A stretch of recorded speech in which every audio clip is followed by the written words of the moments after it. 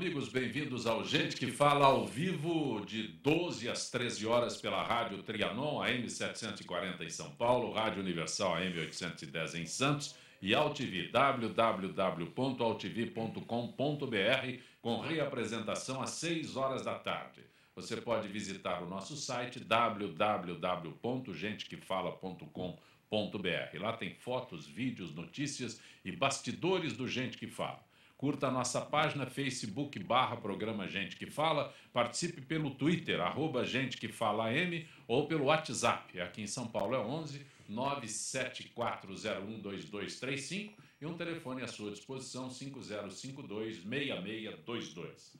Participando desta edição, sociólogo Getúlio Hanashiro, que foi secretário de governo das áreas de saúde e dos transportes. Hanashiro, muito bom tê-lo aqui, Hanashiro. É bom para mim também, muito obrigado. Delegado de Polícia Rubens Rezende. Rubens Rezende, que bom. Obrigado pelo convite, muito feliz de estar aqui. Também conosco o escritor e palestrante César Romão.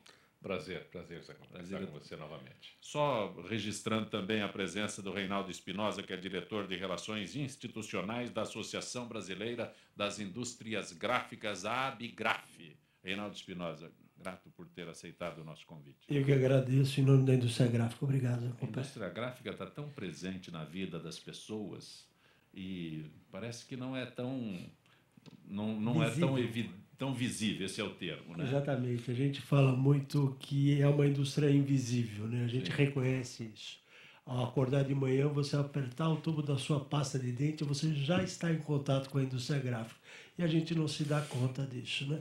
Até durante o dia todo, você tem várias interações com nossos produtos e ele intervém muito na vida das pessoas, né? E tem jeito de tornar mais visível isso?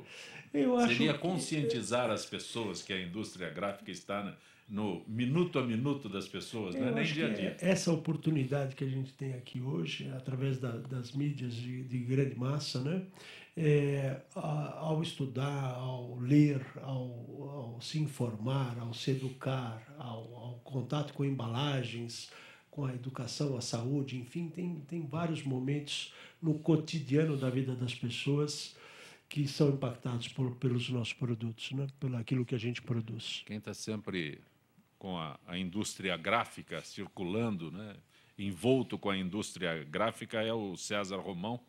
Quantos livros, quantos títulos você tem, César? No Brasil, 20, estão em 51 países hoje. Este ano, e você é um grande amigo, porque você acompanha a minha carreira desde o início. Se você procurar na sua biblioteca, você deve encontrar lá o meu primeiro livro autografado a você. Este ano, em janeiro, eu posso, com muita felicidade, passar essa notícia a você. Eu conquistei o mercado americano. Parabéns. Semente de Deus agora está nos Estados Unidos, lá como o título ficou fiel, The Seed of God. E isso é um sonho, né, para qualquer autor, sim, você conquistar o mercado americano. O inverso é muito comum. O inverso é comum. O que nos colocam com muita frequência agora. Tem dois mercados que eu tenho muita alegria de estar, né?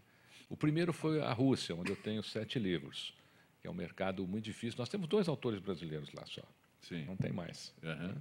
E agora os Estados Unidos, que é um mercado muito difícil. Nós temos praticamente 3 autores brasileiros só no mercado americano, com destaque. Então, isso é uma grande conquista para a nossa literatura. Você vem de uma experiência recente, o único que teve essa experiência aqui foi o Getúlio Hanashiro, que teve seus mandatos como vereador, como deputado. Você disputou uma eleição agora, recentemente, pleiteando uma vaga na Assembleia Legislativa. Nobre deputado Getúlio Hanashiro. Foi um político, ainda fez história aqui no nosso estado, na nossa cidade. Eu disputei a vaga para deputado estadual porque eu tenho um projeto na área de educação que eu gostaria de viabilizar pelo Estado de São Paulo, que é a Universidade Virtual do Professor. Seria um centro de capacitação onde nós capacitaríamos todos os professores do nosso Estado. Inclusive, os professores teriam acesso a conteúdos que dificilmente eles vão conseguir através da sua carreira normal. Eu consegui apoio até de professores de universidades internacionais que doaram as suas aulas para o projeto quando o projeto for realizado. Eu tive como minha primeira experiência, né, eu tive 4.094 votos entre 1.858 candidatos. Eu fiquei com o lugar 448, 52º suplente. Depois dos 4.094 votos, nesses últimos dias encontrei mais de 50 mil pessoas que votaram em mim, é uma coisa impressionante, Getúlio Harachiro deve saber disso. Eu estaria eleito esta semana, nobre deputado Getúlio Harachiro. Dizem que o brasileiro é muito gentil, e para ser gentil e amigável, ele até mente. É como a final de 50 no Maracanã. Pois é, mas eu quero... E o gol do Pelé na Rua Javari. Na Rua Javari tinha umas 200 mil pessoas. Mas eu quero aproveitar a ocasião, Zancopé, se você me permitir, de cumprimentar César Romão pela candidatura, embora não tenha sido vitorioso, ela é vitoriosa no sentido da participação.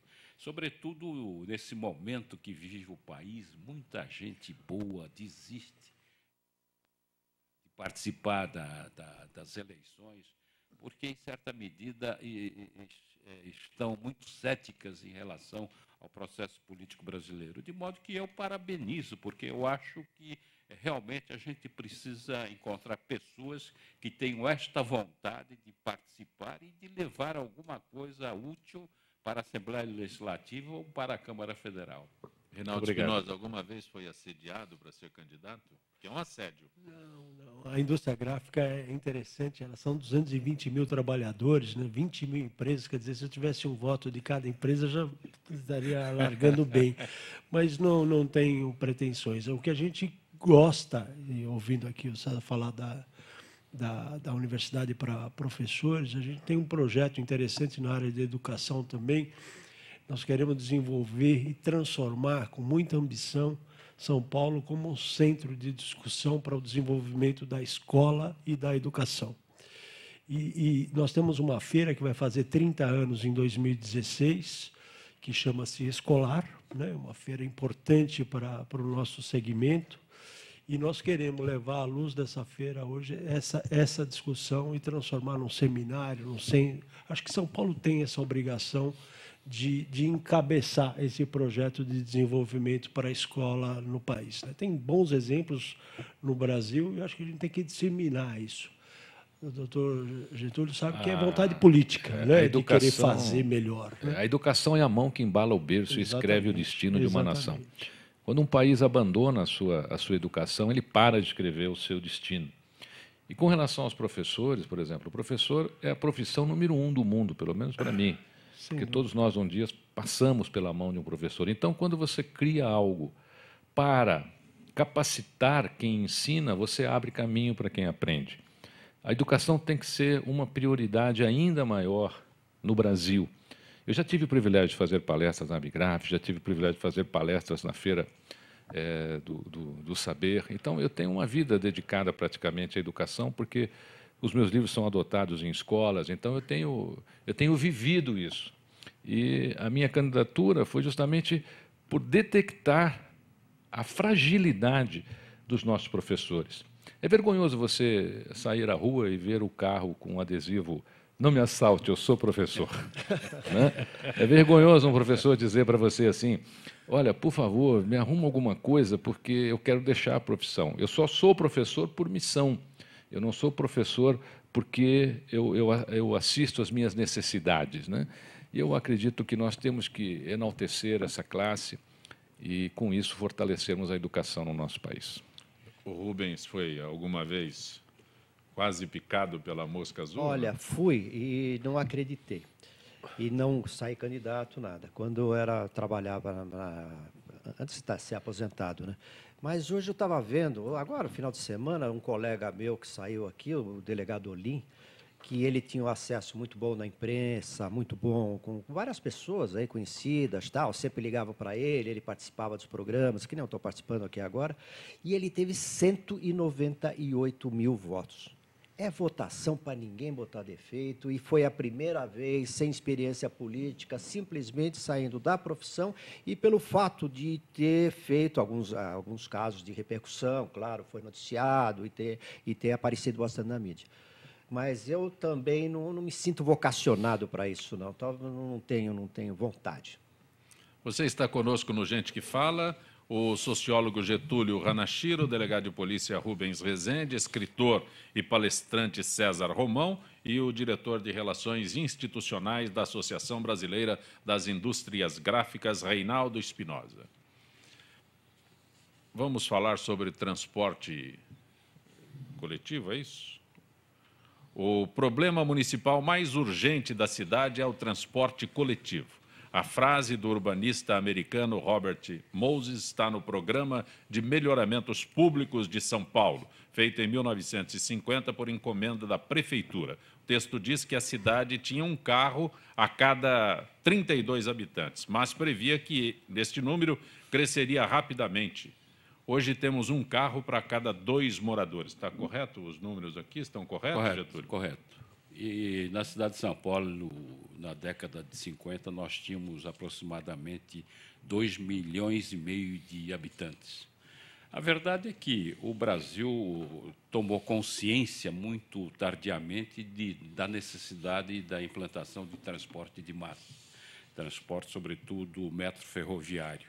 Veja você que em algumas cidades, até mesmo latino-americanas e cidades europeias, já no final do século XIX, já tinha implantado o sistema metro ferroviário, metrô subterrâneo. Getúlio, deixa eu interrompê-lo. Nós somos na contramão de propósito das nossas autoridades, que nunca se preocuparam com isso, nunca tiveram uma visão voltada ao transporte coletivo? Eu acredito que, em parte, sim. Na verdade, nós entramos, por exemplo, tomamos consciência disso quando, como eu disse tardiamente, quando nós fomos já dominados pelo transporte individual, ou seja, o transporte individual realmente prevaleceu quando nós não tínhamos ainda um transporte coletivo, de certa maneira, adequada.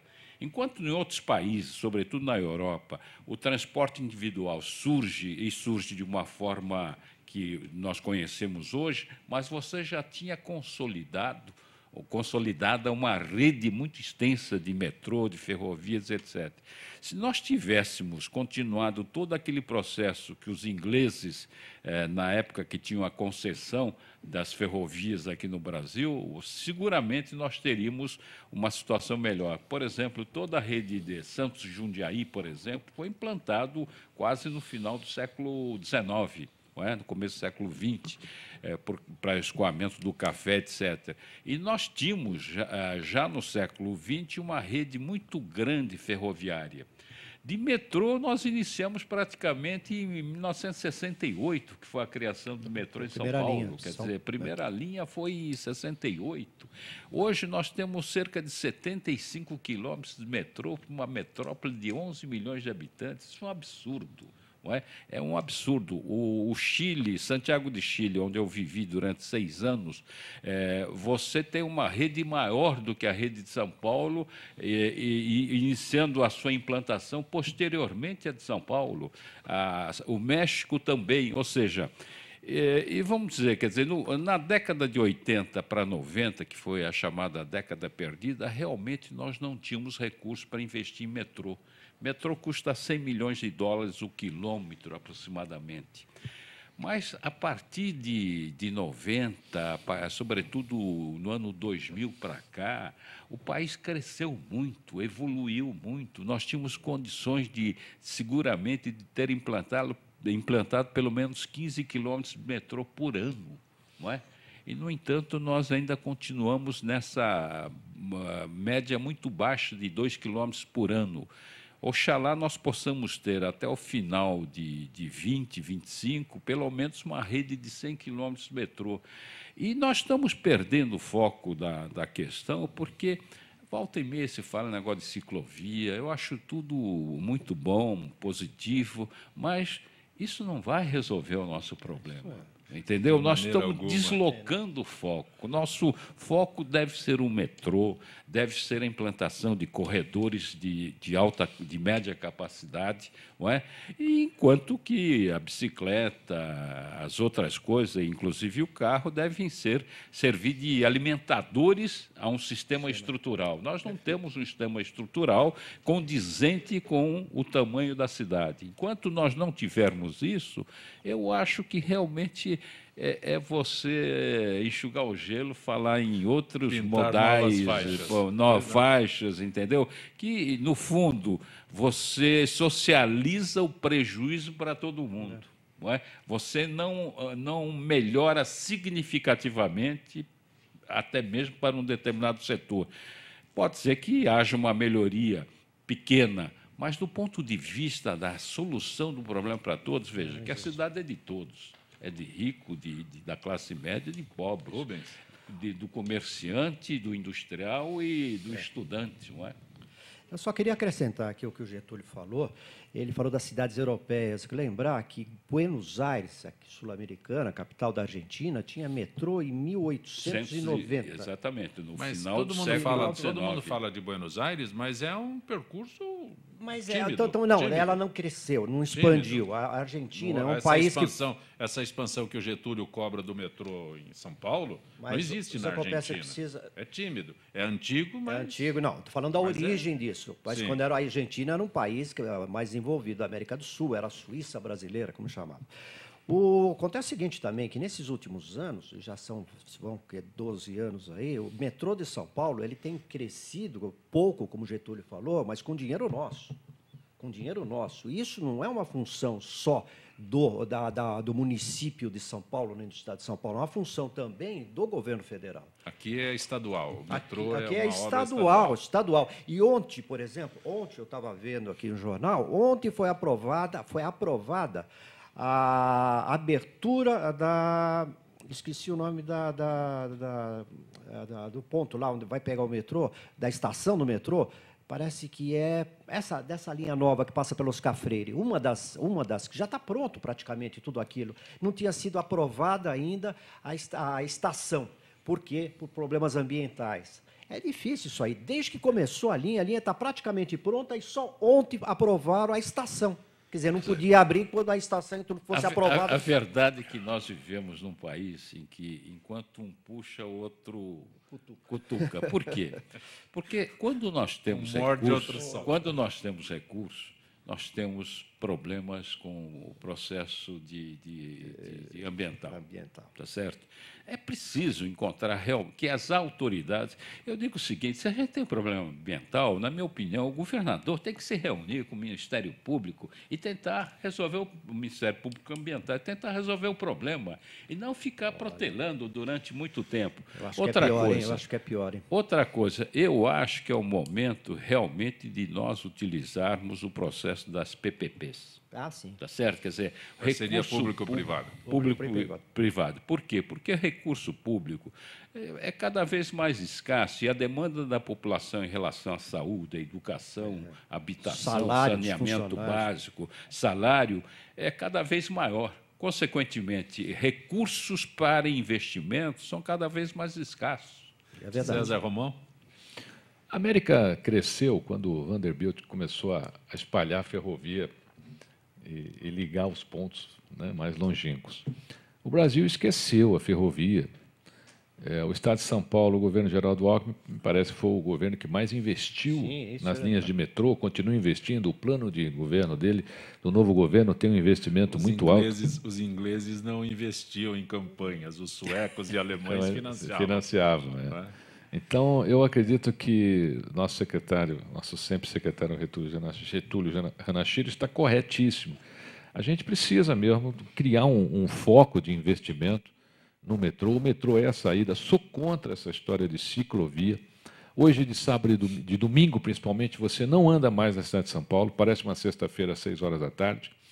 Eu acho que a ciclovia e bicicleta e tantas outras coisas, existem parques, existem momentos, deveriam ser, quem quer andar de bicicleta, podiam se projetar parques maravilhosos dentro de São Paulo. Hoje você tem a faixa de ônibus, você tem a ciclovia E a movimentação dentro da cidade está ficando cada vez mais apertada. Aí você fala, vai para o transporte público. Como? Né? Para pegar um ônibus é lotado, parece que 2 corpos não cabem no mesmo espaço, é só tomar o metrô Barra Funda, Corinthians, às 6 da tarde, e você vai ver que cabe. Tentar né? tomar. Tentar tomar. Né? Eu acredito que nós teremos aí que desenvolver uma consciência de forte investimento dentro do metrô. Até o aerotrem, né, na minha opinião, eu acredito que teria sido melhor investir esse dinheiro em metrô, porque ele também é limitado. Você vê que as linhas ainda são curtas, são espaços pequenos, não dá para você expandir até onde deveria ser. Na verdade, são linhas alimentadoras, né? O monotrilho leva o passageiro para uma rede mais estrutural, que seria o do metrô. Não é? Agora, em algumas localidades, por exemplo, lá no Cantinho do Céu, na Zona Sul, em algumas regiões, onde você tem uma escassez de espaço, onde as casas praticamente ocupam as calçadas, você já não tem vias, realmente é uma das alternativas mais viáveis. Agora, eu queria só pegar um ganchinho, Zancopé, do que disse o Romão, que é o seguinte: nós precisamos tomar muito cuidado, porque com pesquisa de opinião. Pesquisa de opinião dá uma satisfação enorme da população em relação a ciclovias, em relação a faixas, etc. Agora, do ponto de vista técnico, é a melhor solução? Eu tenho Entendeu? Esse que é o problema. Quer dizer, então o governante começa a se orientar por essas pesquisas. Por quê? Que todo mundo, quando está na sua casa, você gosta de ciclovia? Gosto. Você gosta pelo Você tem bicicleta? Entendeu? Não. Transporte coletivo. Você vai de bicicleta para o trabalho? Não. Agora, quando você, Romão, enfrenta o congestionamento no domingo, você está no seu carro, o que você diz? Que, na verdade, é o seguinte: a cidade é formada por pessoas que tem vários papéis simultaneamente. Ora eu sou motorista, ora eu sou pedestre, ora eu sou ciclista, ora eu sou... Entendeu? Quer dizer, em cada instante, em cada momento, o meu papel é mais relevante do que qualquer outra coisa. O cidadão Reinaldo Espinosa, o que pensa desse assunto? Como usuário não técnico, né? Eu concordo com o doutor. Eu acho que tem que ter alguns momentos, e acho que mais ainda, nós precisamos ter alguns cuidados, como que a gente fala, porque a gente pode ser mal interpretado, né? Quer dizer, você não é usuário da ciclovia, você é contra a ciclovia. Não é o caso. Eu acho que essa forma desordenada com que São Paulo é tratada é que talvez fosse passível de uma discussão ampla. Nós temos o Programa Nacional do Livro Didático, que muda governo, sai governo, o programa está lá, firme e forte, com continuidade e um plano diretor. Eu acho que essa coisa que muda governo, sai governo, vira ciclovia, tira a ciclovia, hoje é ciclovia, amanhã pode mudar, foi metrô no passado. Não, mas bem próximo era motofaixa. Motofaixa, bem exatamente. Recente a motofaixa ter sido abolida. Sumiu, né? Com o mesmo entusiasmo que foi implantada, foi abolida. Então, eu acho que algumas, Rubens, só para finalizar, algumas questões que são estruturais para o país, para as cidades, elas deviam fazer parte de um plano maior, né? Que fosse, um sonho, talvez um sonho aqui do cidadão, que fosse aquém das questões políticas, né? Então, pensar no transporte público é prioridade número 1 para qualquer mega metrópole como é São Paulo. Então, não pode amanhã a prefeitura passada investe em metrô, a prefeitura atual investe em ciclovia, e aí você vê faixas de ônibus também, corredores agora, na maioria do dia, vazias. Agora o nome é corredor, porque anteriormente corredor, era faixa de... agora é corredor. Basta filmar a ciclovia do bairro de Moema. Era corredor, agora é faixa. Essa mudança ciclovia fantasma. Está lá atrapalhando o trânsito, tudo, e não passa bicicleta ali. Em Moema tem uma que termina... Em lugar nenhum, né? Em lugar nenhum. Dentro da padaria, né? O cidadão vem com a bicicleta dele na ciclofaixa e ela termina. Termina no meio da avenida, no meio da rua. Então... Zancopé, o que ele está falando aí Isso aqui foi dito. O programa de melhoramentos públicos de São Paulo deveria ser feito em 1950. Esse planejamento, quer dizer, isso aqui, um urbanista americano já falou em 1950, são 65 anos atrás, e não foi feito nada. Agora, como é muito ligado à sustentabilidade, então é chique falar de bicicleta, de trabalhar de bicicleta, e é uma coisa fácil de fazer essas faixas, porque você gasta uma lata de tinta, só. É só pintar a faixa. Agora, funciona? Há planejamento? Foi o que o Getúlio falou. O que você está falando também. A necessidade de um planejamento a longo prazo, que seja estruturado, para que serve. Essa faixa, quantas pessoas vão utilizá-la? Quantas pessoas realmente vão usar aquilo para ir ao trabalho, para ir às compras, para isso? Ou será que aquilo lá está atrapalhando? Então, a partir daí, fazer um planejamento e seguir esse planejamento. Não pode estar ao sabor da ideia do momento. Só para finalizar, e há de se ver também, de se verificar o impacto que houve no comércio, né? Claro. Com a implantação da estacionamento. Privilegia algumas pessoas, sem dúvida, mas acaba com a vida de muitas outras. Então, que pagam impostos. Esse crescimento desorganizado, essa falta de planejamento impacta muito na vida das pessoas e das empresas, inclusive. Interfere na vida de todo mundo, como o próprio Hanashiro se referiu, né? Uma hora eu sou pedestre, na outra hora eu sou ciclista, na outra hora eu sou condutor. Só não pode ser atropelado, o resto... não pode ser vítima. Vítima não. Não, mas o que acontece de lamentável na nossa cidade é exatamente isso, né? O Reinaldo Espinosa, eu gostaria de abordar contigo rapidinho o financiamento de bibliotecas no interior de São Paulo. Piratininga será a 17ª cidade beneficiada pelo projeto Bibliotecas, Leitura para Todos, que é promovido pela indústria gráfica paulista. Você pode abordar um pouco esse assunto? Com prazer, claro. E com 2 minutos. Rapidinho, mas bem objetivamente, né, nessa linha da indústria gráfica ser invisível e tal, a gente já há alguns anos atrás verificamos que o melhor caminho para a indústria gráfica crescer é as pessoas melhorarem de vida. Se ela consumir mais, eu vendo mais embalagem. Então, sem hipocrisia, né? Quanto mais ler, mais livros venderemos. E é esse o nosso alvo. Então, você não vai ver a indústria gráfica, por exemplo, hoje pedindo o chapéu, passando o chapéu para nenhum governo, a não ser que seja uma questão estrutural, né? Eu estou falando da linha tributária e tal.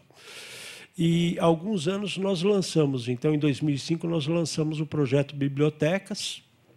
Implantamos 18, vamos implantar agora em Guatapará, em novembro, a 18ª Biblioteca Pública. É uma iniciativa que a gente identifica municípios no estado de São Paulo. Você falou Guatapará e Piratininga. Por que Piratininga nós inauguramos agora. Piratininga tem o quê? 20 mil habitantes? Pouco mais? Piratininga é ao lado de Bauru. Perto de Bauru, região de Bauru, um pouco menos de 20 mil habitantes. E Guatapará tem perto de 5 mil, mais ou menos, habitantes, né? Então, vai ser a 18ª biblioteca implementada em municípios que não possuem o equipamento, né? Então, ainda em São Paulo, no estado de São Paulo, que, a rigor, deveria ser o estado mais avançado nesse requisito, tem 12,4% só dos seus municípios com bibliotecas implantadas. Esse é um esforço da indústria gráfica nesse sentido, né? Quer dizer, a gente acredita que com mais educação, mais cultura, enfim, os nossos produtos também, nessa linha vão ser mais consumidos e melhora a vida das pessoas, né? Eu acho que a gente acredita que com mais educação, mais livro, menos doença, inclusive, né? Melhores salários. Mais educação. Sem dúvida. Você está acompanhando Gente que Fala pela Rádio Trianon AM 740 em São Paulo, Rádio Universal AM 810 em Santos e AltV, www.altv.com.br. Retornaremos em instantes.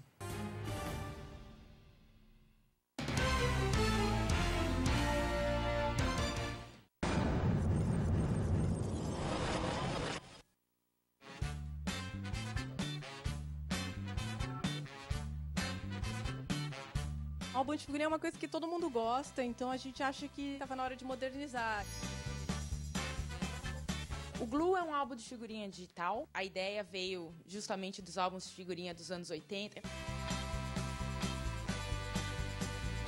O o álbum de figurinha é uma coisa que ainda não existia para iPad. A gente fez um aplicativo complementar no iPhone, onde as crianças, os adultos podem carregar as figurinhas, fazer troca, ver quais tem e também mostrar para os amigos. Como se você levasse as figurinhas no bolso mesmo.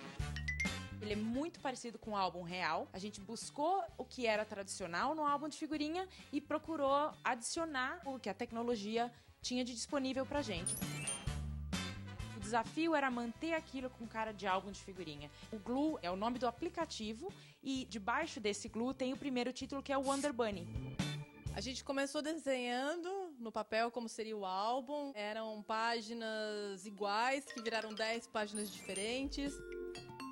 Era a troca de figurinhas que você fazia pelo aplicativo, que virou a troca de figurinhas pelo Facebook, pelo e-mail. Nós temos 100 figurinhas. A grande magia desse álbum foram as figurinhas animadas, que é uma coisa que, obviamente, no álbum impresso a gente não conseguia. E cada figurinha tem também uma historinha. A Sacilândia, que é um mundo fictício onde vivem todos os meus personagens, já existe há muito tempo. E o que eu fiz com o Wonder Bunny foi criar um mundo debaixo dessa Sacilândia, um mundo de personagens que se comunicam. A maioria são coelhos, e tem um coelho super-herói, que é como se fosse o host ali do álbum, e os seus amigos e as outras criaturas esquisitas, e engraçadas e bonitinhas. As pessoas que vêm não têm ideia da quantidade de trabalho que foi isso. Se a gente publicou 100 figurinhas, eu devo ter desenhado 400. Essa é uma figurinha. Então, tipo, olha, todos os PNGs separados, tá vendo? Isso aqui, ó, ele anima assim, um a um. A gente usou programador web, programador de banco de dados, programador front e back-end. O prazo é muito importante para você ter ideia também do quanto isso vai te custar, do investimento tanto de tempo quanto de mão de obra. A gente sabia o quão ia ser complexo, mas a gente imaginou uns 4, 5 meses. Acabou levando um ano.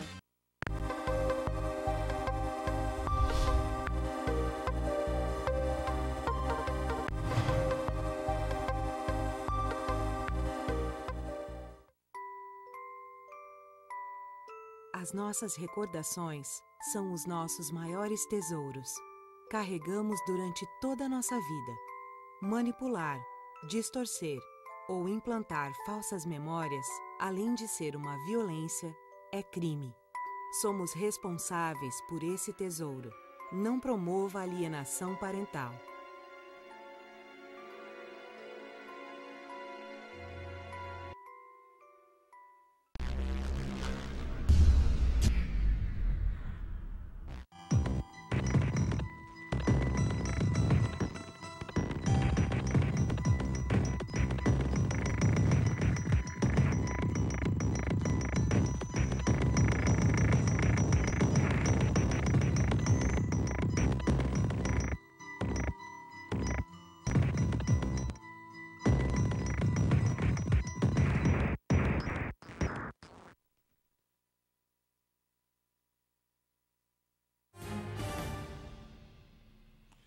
Você está acompanhando Gente que Fala pela Rádio Trianon, AM 740, Rádio Universal, AM 810 em Santos e AltV, www.altv.com.br, com reapresentação às 6 horas da tarde. Conosco hoje o sociólogo Getúlio Ranachiro, delegado de polícia Rubens Rezende, escritor palestrante César Romão e o diretor da Abigraf, Reinaldo Espinosa. Conosco na linha agora, Zilka Fialho, que é supervisora de marketing da AFIPESP. Zilka Fialho, boa tarde, Zilka. Boa tarde, José. Boa tarde, ouvintes e debatedores do Gente que Fala. Cadê a Zilka Fialho, para que a gente possa conversar com ela, falar sobre pacotes? Boa tarde, Zacopé. Pacotes abertos, pacotes fechados para os associados da AFIPESP, o sistema Flex Reserva da AFIPESP, que está disponível 24 horas, ok? Boa tarde, Zacopé. Boa tarde, Zilka. Boa tarde. Os pacotes fechados são os passeios para um fim de semana, que vão de sexta a domingo, para 5 dias, domingo a sexta, ou 7 dias, que é de sexta a domingo, ou de sexta a sexta, ou domingo a domingo. Os pacotes abertos são os que podem ser escolhidos livremente, tanto o dia da semana quanto o número de diárias, com horários de entrada e saída diferenciados. mas é preciso observar o mínimo de 2 e o máximo de 15 dias, e esse tipo de pacote, o aberto, ele só é válido para as unidades de lazer de Areado e Avaré.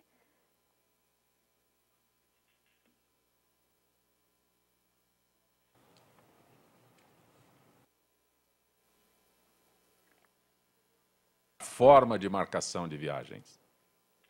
Para facilitar a vida dos associados, tudo que a FEPESP faz é pensando neles mesmos, nos nossos associados. Desde que a associação existe, as coisas funcionam de um jeito, por fax, por telefone, sorteio presencial, enfim. Agora não, agora está tudo informatizado. Grande parte Sobre as unidades de lazer, quero dizer, de algumas dicas do papel, do perfil de cada uma, Zilka.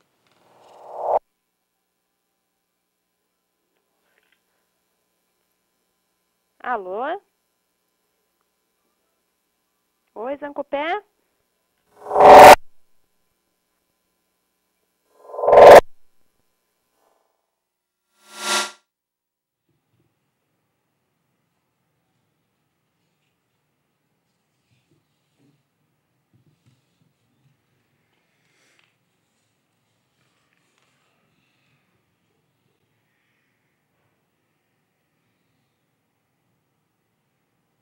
Agradeço a Zilka Fialho, que é supervisora de marketing da FIPESP, participando no nosso Gente que Fala.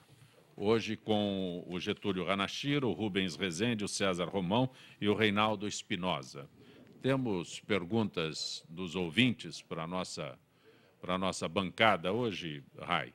Aqueles que estão participando conosco? Ou posso partir para um outro assunto? Universidades gastam mais do que recebem desde 2000. Dados tabulados pela Folha de São Paulo mostram que as 3 universidades estaduais paulistas, Unicamp, Unesp e USP, gastam mais do que recebem, pelo menos desde 2000. Segundo o jornal, a discrepância em relação aos gastos é um dos indícios de grave crise financeira enfrentada por elas. Na USP, as despesas ultrapassaram em 25% o que a universidade recebeu em 2012. Neste ano, o índice deve extrapolar 35%. Assustador.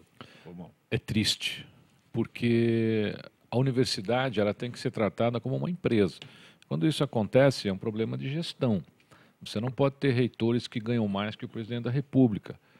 Então, a questão, não tem um teto? a questão das universidades é o seguinte, é começar a colocar gestores competentes. Vou te dar um exemplo só da incompetência da gestão, por exemplo, de algumas universidades estaduais, as quais o nosso governador provavelmente fará uma intervenção aí, porque a USP não tem mais 8 meses de verba para continuar. Foi doado para a USP, pela família Safra, um valor para investimento na universidade. A família Safra teve que mover uma ação para saber onde está o dinheiro. Nos Estados Unidos, as famílias doam para as universidades e você vê a obra. Aqui você faz uma doação para uma universidade e você não sabe nem onde é que está o dinheiro. Muitas empresas públicas, muitas empresas privadas hoje gostariam de fazer doações para nossas universidades, mas elas não têm confiança. Então, o primeiro ponto aqui, na minha opinião, nas universidades estaduais, é o governo tomar uma mão firme com relação à gestão, colocar pessoas que realmente entendam de gestão. Não precisam ser educadores, precisam ser gestores para administrar a situação.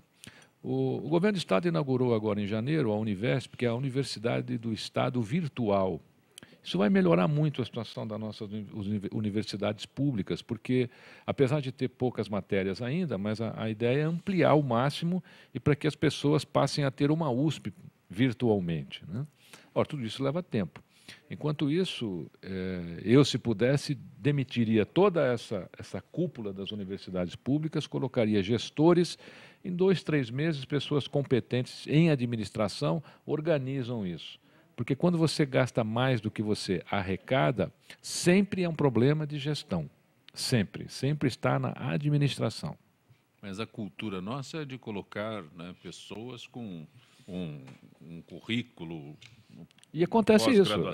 Acontece isso. É fantástico. Se me permite, Zancopé, dentro da linha do que o César disse, até porque as universidades, em 1989 ou 90, foi votada na Assembleia Legislativa uma lei, e eu participei dessa votação, que 10%, ou 9% ou 10% do ICMS iriam para um fundo destinado às universidades estatais do Estado de São Paulo.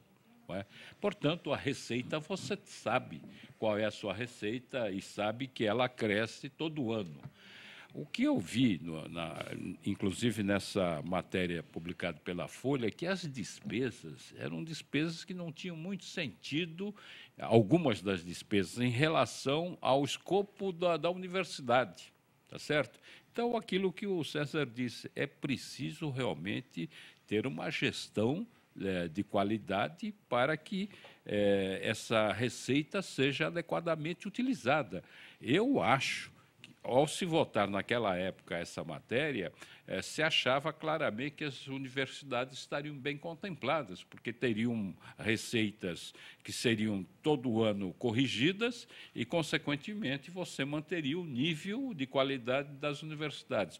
O que a gente está vendo é que, paulatinamente, essas despesas vêm sendo aumentadas mais do que a própria receita, o que me parece que é um problema realmente de gestão. E é uma tática, né? Porque eles culpam o governo, então o governo precisa salvar. Não, o governo já fez o papel dele. Você fatura 10, você não pode gastar 30. Você tem que ter administração que restrinja. E outra coisa, essas despesas, por exemplo, que foram levantadas, é um absurdo. Se você começar a avalizar, você pergunta, mas por que isso? Para que isso? Por que tanto? Então, eu como sugestão aqui, deixaria realmente um choque de gestão nas universidades públicas, para que elas sejam administradas como uma empresa realmente e possam trabalhar com a verba que recebem. E não é pouco, hein? Nesses movimentos que nós tivemos, teve a revelação de que o orçamento, a folha de pagamento é 120% do orçamento. Será que isso é necessário? Não tem cabimento. Né? Será que isso é necessário? E, além do que, a parte administrativa absorve mais do que a parte dos professores. Quer dizer, é um negócio completamente... A própria decoração, teve um reitor aí que fez uma decoração de uma sala dele, não sei o quê, com coisas riquíssimas, né? Essa decoração foi cara. Essa decoração foi muito cara. Até lixeira automatizada. Essa decoração foi cara. Só a lixeira custou R$12 mil. Puxa vida, ele podia mandar lá para casa? Só a lixeira, R$12 mil. A outra coisa que também é o seguinte, agora eles procuram fazer uma administração meio corporativa, né? Não sei direito como é que é feito isso aí lá, mas o reitor, ele tem ele não age de uma forma completa. Parece que tem a representante dos funcionários, é um grupo que parece que administra, e muito ligado à política também. Então é greve toda hora, a USP vive metade do ano em greve. Pois é. Precisa realmente uma gestão, mas eu não sei como fazer isso. Essa questão da gestão pública, eu acho que passa por várias esferas, né, de governo. Eu acho que é hora da gente mudar esse escopo de como administrar e como aparelhar, né, de alguma maneira, a gestão pública. Ver o que acontece com a USP, a minha visão hoje como pai, inclusive, é que é um ser à parte, né? Não pode polícia, não pode isso, não pode aquilo. Não, e você corre o risco de mandar o seu filho para a USP e perder o seu filho. E não voltar. Exatamente. Morrer na piscina e outras coisas que já aconteceram lá. E que até 2, 3 anos atrás, doutor, era um exemplo e um orgulho para a cidade de São Paulo ter a USP como referência no mundo. Ser um ente inovador, na verdade, é conservadora, não é? Eu, na época de universidade, eu defendi muito a autonomia universitária. Só que, com o tempo, essa autonomia universitária tem que ser relativizada e tem que ser adequada às condições reais do tempo. Por exemplo, não dá para você imaginar uma cidade universitária sem a presença da polícia militar. Agora, em nome da autonomia universitária, você não vai permitir que haja um policiamento ostensivo, não é, para combater a violência interna, a violência não dos estudantes, mas a violência que vem de fora. Quer dizer, essa coisa a gente tem que realmente inovar. Quer dizer, nós não podemos ficar parados no tempo. Eu defendi muito, com muito ardor, fui presidente do centro acadêmico, essa coisa de autonomia universitária. Mas essa coisa tem que mudar, tem que modernizar. A mesma coisa, a gestão das universidades, ela não pode estar fechada, ela tem que responder à sociedade. Quer dizer, a maior autoridade em qualquer instância é a sociedade. Então, da universidade é a sociedade, do poder político também é a sociedade. Nós temos que dar uma resposta à sociedade. Agora, o que faz a universidade? Na verdade, é um ser autônomo, fechado, em que você tem uma caixa preta que você não sabe como é organizada. A história da caixa preta no Brasil está em todos os setores. Que não é preta, é laranja, né? Jaime do Jardim Bonfilholi. Getúlio Ranachiro, tivemos pressões políticas para que o país não desse certo? Não sei se tivemos pressões políticas. A verdade, eu acho que o país, ultimamente, não vem dando certo, segundo os próprios agentes do FMI, por problemas internos nossos, não é?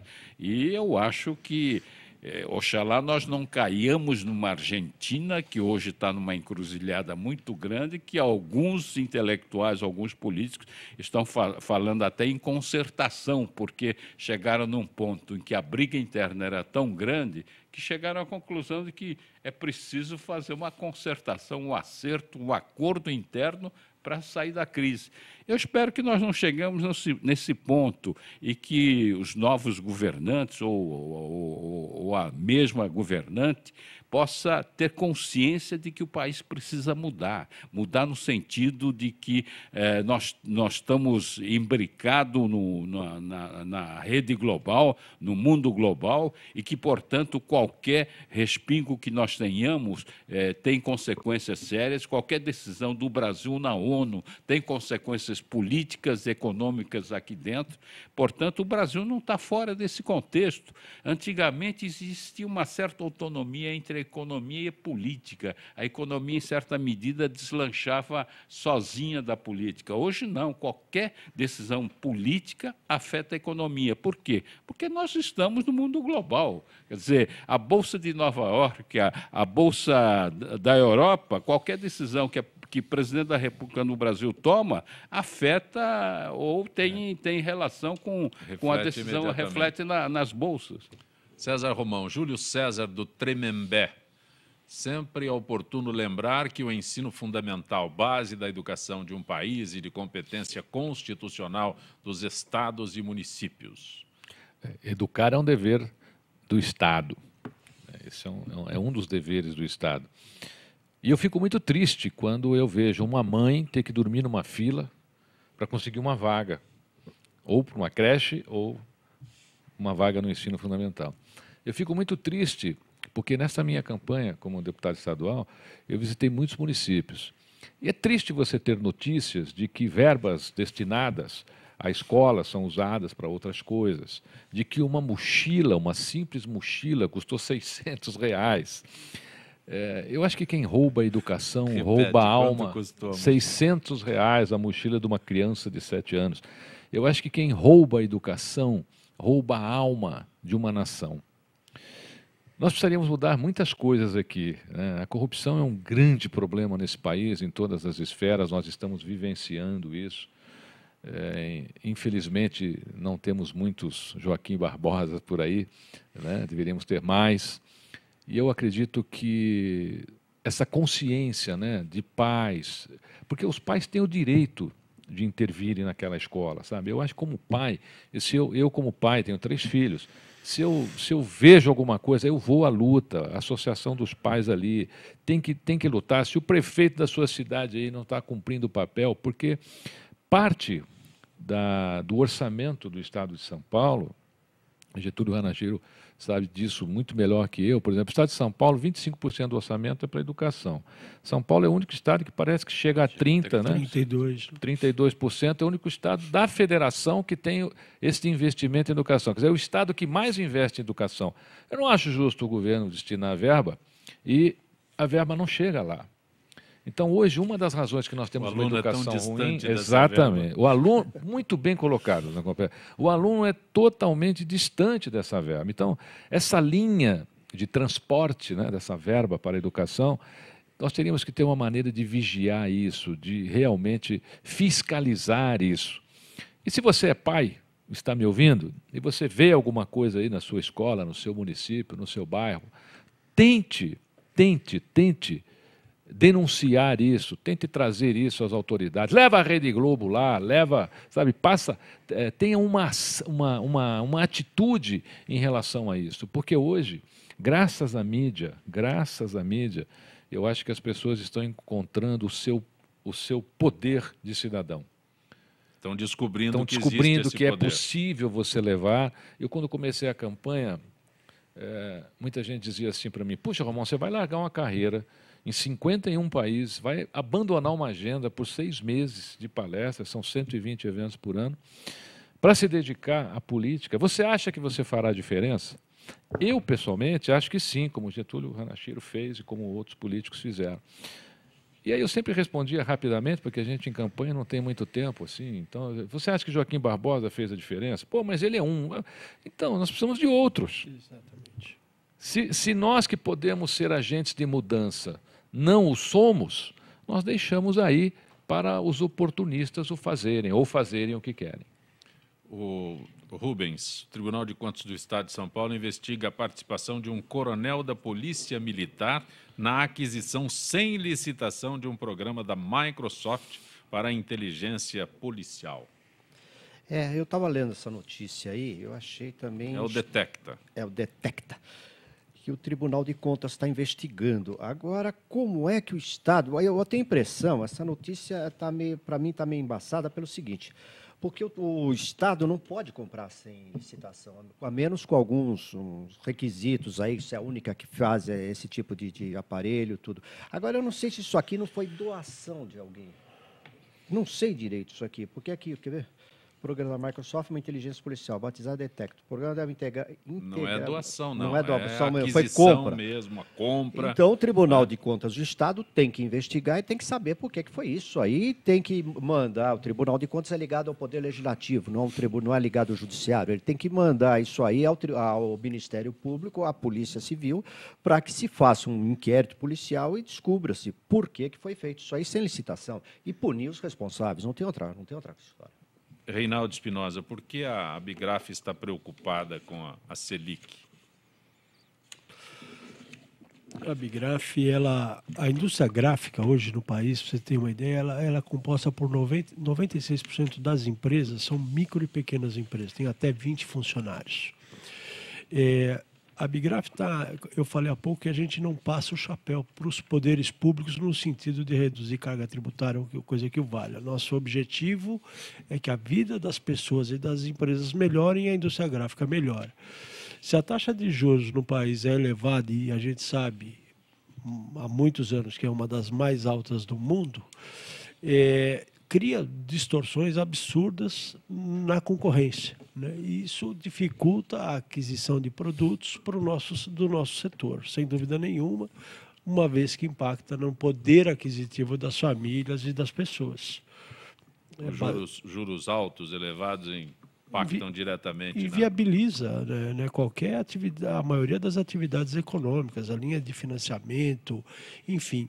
E sem contar questões estruturais que a gente vivencia. Eu digo que a gente não reclama de taxas, mas, por exemplo, a nossa indústria, não sei se você sabe, César, o teu livro na produção ele é desonerado de PIS/COFINS na venda, mas é onerado de PIS/COFINS na produção, enquanto o produto importado é desonerado. Então, a indústria gráfica larga com 9,2% em desvantagem. Outro dia, até um candidato a senador, que eu não vou dizer que ganhou a eleição, disse que é ilegal, né? Mas para mudar questões estruturais no país é muito complicado, entendeu? E vai requerer uma lei, um projeto de lei de um deputado para tentar mudar essa coisa. Então, não só a taxa Selic, mas as questões estruturais que são emblemáticas ainda no nosso país é que devem ser olhadas, acho que agora, com lupa, né? Marcela da Vila Prudente, né? As ciclovias ajudam a mobilidade do ciclista, sim. É melhor ter ciclovia do que os ciclistas morrerem no trânsito. Mas aí não é um problema de ciclista morrer no trânsito. Por quê? Eu acho que tem um movimento aí que eu estava vendo, motorista tem que respeitar o ciclista. Ora, eu acho que tem que respeitar o quê? As leis de trânsito. Porque eu vejo muito ciclista aí fazer cada absurdo, como principalmente motoboy, né? Já não estou pegando duas categorias diferentes aí, mas principalmente os motoboys, todo mundo vê isso aí. O ciclista, eu nunca vi um ciclista parar no semáforo vermelho, por exemplo. Nunca vi. Ele vai embora, ele vai atravessando, vai lá no meio. Então, não é bem assim, não. Eu não acredito, não acho isso aí. Tem que respeitar as leis de trânsito. Respeitando as leis de trânsito, provavelmente os acidentes irão diminuir. Vilma do Tatuapé, qual a solução? Não sei para que a solução, mas... Né? Ela sempre existe, Vilma. Para o trânsito de São Paulo. Mudar para Nova York. No meu ver, está certo. É priorizar o transporte coletivo, coisa que não acontece há 20 anos no governo, no caso dos municípios. Tem que haver novas licitações para empresas decentes cuidar do passageiro. Hoje mesmo quase bati a cabeça na calçada, pois ia cair do ônibus. Culpa do motorista? Não, o ônibus estava superlotado. E aí o governo, a prefeitura, o que seria possível fazer? Tem o que fazer, Getúlio? Depois você já explanou. Tem o que fazer. Na verdade, é o seguinte, veja você, ela reclama, eu acho que ela tomou o ônibus no horário de pico. Não é? Na periferia, realmente, você pega os ônibus enlotados na hora de pico. Agora, no entre pico já não. Então, cabe ter uma operação mais adequada. Por outro lado, quando eu digo que a gente está perdendo o foco é exatamente este. Quer dizer, ou você investir no metrô, você investir nos corredores, investir no sistema de ônibus. Aí você pode, ou simultaneamente, pensar na ciclovia em termos regionais, locais. Né? Pois é, em termos de recreação e em termos de sistema de alimentador. Mas alimentador de baixa quilometragem, não é? Mas, sobretudo, você tem que realmente pensar no transporte coletivo como um todo, um sistema integrado. Agora, o que a gente está sentindo, sobretudo na Prefeitura de São Paulo, é uma falta de perspectiva. Quer dizer, nós estamos focando, não, hoje é faixa de ônibus, amanhã ciclovias, então, a Datafolha faz uma pesquisa, 90% da população aprova. Aí lembrando que tem um erro aí nessas pesquisas. Pois né? Fica todo mundo satisfeito. 40% para cima ou para baixo. Você sai no trânsito, vê todo mundo xingando, tal, sabe? E do ponto de vista técnico, você vê que não é a solução. Então... Agradeço a gentileza da tua participação no Gente que Fala. É muito bom tê-lo aqui. Rubens Rezende. Eu que agradeço o convite. Obrigado, Zé Copé. César Romão me deixa, o seu futuro depende de você. Exatamente. Né? E mais à frente ainda, este ano, o novo livro... Outro este ano? O Milagre do Acaso. O acaso é uma coisa que está presente na vida de todas as pessoas, né, que as pessoas discutem muito. Então, eu fiz um estudo sobre o acaso durante 2 anos e este estudo virou um livro. Vai chamar-se O Milagre do Acaso. Logo já estará em todas as livrarias. Espero estar aqui para lançar com você, Será meu querido prazer. amigo. Grato pela tua presença no nosso Gente que Fala. Reinaldo Espinosa, muito bom tê-lo aqui. Espero muito que obrigado. Possa voltar. Não, com certeza, estou sempre à disposição. Prazer estar com vocês aqui hoje. Eu aprendi muito. E contem com a indústria gráfica. Está sempre presente na vida de vocês e vamos continuar por muitos anos com o produto impresso firme e forte. Gente que Fala tem na direção-geral o jornalista Fausto Camunha, diretora de produção Zenilda Salvato, a redação Raela Brandão Pedro Schiavon, na pauta José Carlos Sicarelli, a produção cultural de Ricardo Godoy, na rádio Trianon, Neildo Neres, Cléo Rodrigues, Benê, na direção da AltV, Alberto Luquete, na técnica James Eduardo, Iago Matsumoto, Célio Teixeira, Arthur Endler. Estaremos de volta amanhã, 12h20, logo após o horário eleitoral que está retornando. Na sequência Trianon, Marcos Calazans. Grato.